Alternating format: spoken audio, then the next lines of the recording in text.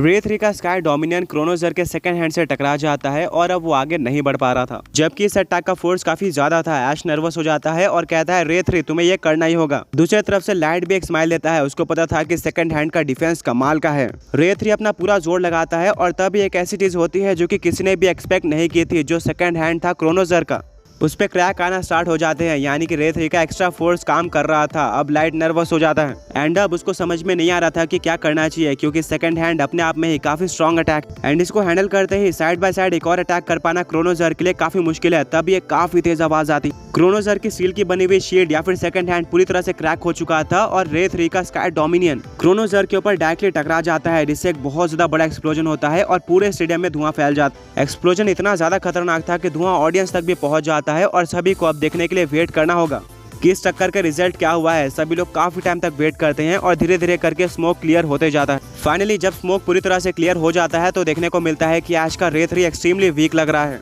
उसके बॉडी पर हद से ज्यादा इंजरीज होती है। वहीं पर दूसरी तरफ क्रोनोजर को भी हैवी डैमेज पड़ा था। उसके बॉडी पर जो आर्मर मौजूद था उस पर क्रैक्स आ चुके थे, यानी कि रे 3 ने अच्छा खासा डैमेज तो पहुंचा दिया था।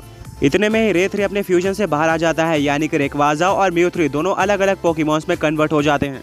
एंड इससे एक बात क्लियर हो जाती है कि म्यू 3 और रेक्वाजा दोनों ही पोकेमॉन्स हार चुके हैं। रेफरी डिक्लेयर कर देता है कि रेक्वाजा और म्यू 3 दोनों ही आगे बैटल करने के काबिल नहीं है। इस फाइट का विनर क्रोनोजर है एंड दो पोकेमॉन्स के एक साथ हारने के चलते अब ऐश के 3 पोकेमॉन्स हार चुके हैं, यानी कि आधी टीम वापस जा चुकी है। बैटल दोबारा से बैलेंस हो चुकी है। वेल ऐश ज्यादा निराश नहीं होता है और अपने रेक्वाजा और म्यू 3 दोनों को पोकेबॉल के अंदर वापस लेकर कहता है कि दोस्तों तुमने कमाल कर दिया। अकेले 3 पोकेमॉन्स के हराना कोई नॉर्मल बात नहीं है एंड शायद तुमने लाइट के सबसे स्ट्रॉन्ग पोकेमॉन यानी कि क्रोनोजर को अच्छा खासा डैमेज दे दिया है। उम्मीद करता हूँ कि अब मेरे लिए आगे का रास्ता आसान होने वाला है। वेल ऐश अपने 4th पोकेबॉल को बाहर निकालता है एंड कहता है कि लाइट तुम मेरे इस पोकेमॉन को तो अच्छी तरीके से जानते होगे। ऐश अपने 4th पोकेबॉल को टॉस कर देता है, जिसमें से बाहर आता है मिथिकल पोकेमॉन हुपा, जो कि अपने कन्फाइंड फॉर्म में था। ऐश प्रिजन बॉटल का इस्तेमाल करके हुपा को अनबाउंड फॉर्म में कन्वर्ट कर देता है। लाइट कहता है एक और काफी स्ट्रॉन्ग पोकेमॉन सामने आ चुका है, पर मैंने इसके लिए प्रिपरेशन करके रखी है और इसको डिफीट करने के लिए क्रोनोजर से बेहतरीन पोकेमॉन कौन होगा।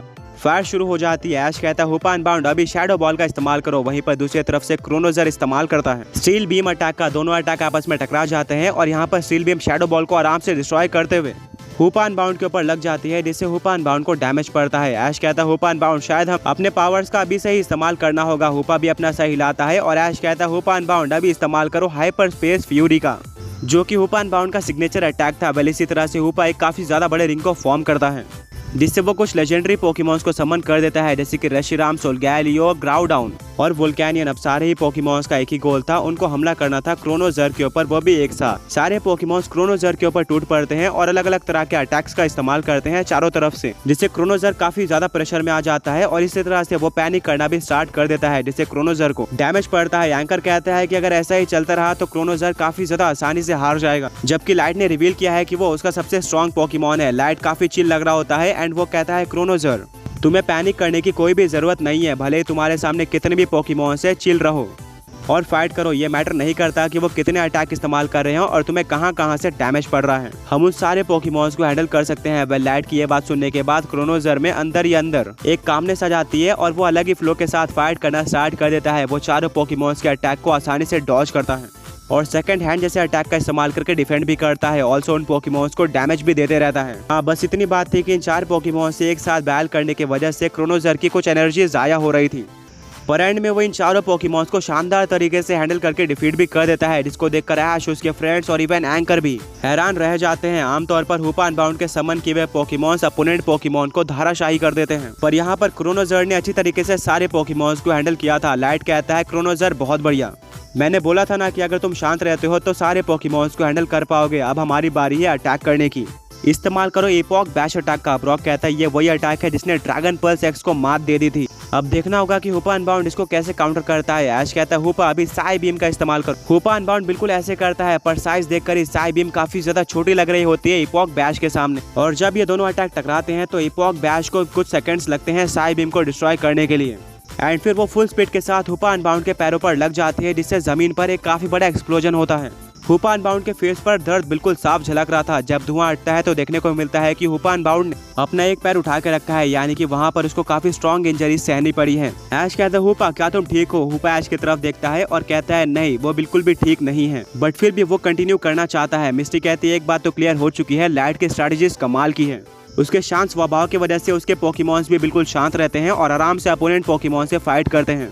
उनको फर्क नहीं पड़ता है कि अपोनेंट पोकेमॉन के पास कैसी एबिलिटीज है और वो कितने ज्यादा स्ट्रॉन्ग है। वेल इसी तरह से फाइट आगे बढ़ती है। हुपा अनबाउंड पोकेमॉन्स को समन करके और खुद अटैक करके अच्छा खासा डैमेज देता है क्रोनोजर को, पर लास्ट में क्रोनोजर रस्टिंग एज नाम के स्टील टाइप अटैक का इस्तेमाल करके हुपा अनबाउंड को डिफीट कर देता है, जिससे अब ऐश के टोटल 4 पोकेमॉन्स हार चुके थे। अब उसके पास सिर्फ और सिर्फ 2 पोकेमॉन्स बाकी थे। हुपा अनबाउंड का हार जाना ऐश का एक बहुत बड़ा लॉस है और इससे पता चलता है कि क्रोनोजर की पावर कितनी ज्यादा है। ऐश अपने हुपा को पोकेबॉल के अंदर वापस लेता है और कहता है हुपा ये काफी रेयर मोमेंट था जहां पर तुम बिना किसी पोकेमॉन को हराए हुए हार गए हो। आगे बढ़ने से पहले पिछले पोकी क्विज के विनर्स ये रहे। एंड आज का क्वेश्चन ये है कि आपको ऐश के किसी भी 3 बग टाइप पोकेमॉन्स का नाम बताना है। कोई बात नहीं, ऐसे भी दिन आते हैं। ऐश अपने 5th पोकेबॉल को बाहर निकालता है और कहता है कि लाइट अब तुम मेरे से आगे हो चुके हो। एंड मुझे इतना तो कंफर्म हो चुका है कि पोकेमॉन यूनिवर्स चैंपियनशिप में मुझसे ज्यादा स्ट्रॉन्ग लेवल के पोकेमॉन ट्रेनर्स हैं, जिनके पास एक से एक कमाल की स्ट्रेटजी है और पोकेमॉन्स है। मुझे और भी ट्रेनिंग करनी होगी, बट फिलहाल के लिए मैं ये बैटल नहीं हारने वाला हूँ। ऐश अपने 5वें पोकेबॉल को बाहर निकालता है और टॉस कर देता है, जिसमें से बाहर आता है ऐश का नॉर्मल टाइप का मिथिकल गॉड पोकेमॉन आर्सियस, यानी कि ऐश डेफिनेटली अपनी one of the strongest team का इस्तेमाल कर रहा था। अभी तक उसने सिर्फ और सिर्फ एक नॉन लेजेंडरी पोकेमॉन का इस्तेमाल किया था, जो कि लुनारा थी, और वो भी स्ट्रेटेजिक पॉइंट ऑफ व्यू से इस्तेमाल करी गई थी। लाइट कहता है कि ऐश मैंने तुम्हारे आर्सियस को ज्यादा फाइट करते हुए तो नहीं देखा है और मुझे इसको हराने का ज्यादा अंदाजा भी नहीं है, बट फिर भी मैं अपने क्रोनोजर का इस्तेमाल करके अपना बेस्ट देने वाला हूँ। क्रोनोजर ऐश के 2 स्ट्रॉन्ग पोकेमॉन से फाइट करके काफी वीक लग रहा होता है, बट अभी भी उसमें दम बाकी था। एंड वो जिस तरह के अटैक या फिर डिफेंस का इस्तेमाल कर रहा था, वो आर्सियस को वीक या फिर डिफीट भी करने के काबिल था।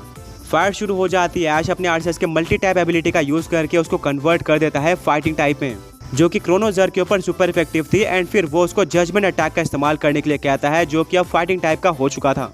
दूसरी तरफ से क्रोनोजर इस्तेमाल करता है स्टील बीम अटैक का, जिसको आर्सियस एंड मूवमेंट पर डॉज कर लेता है।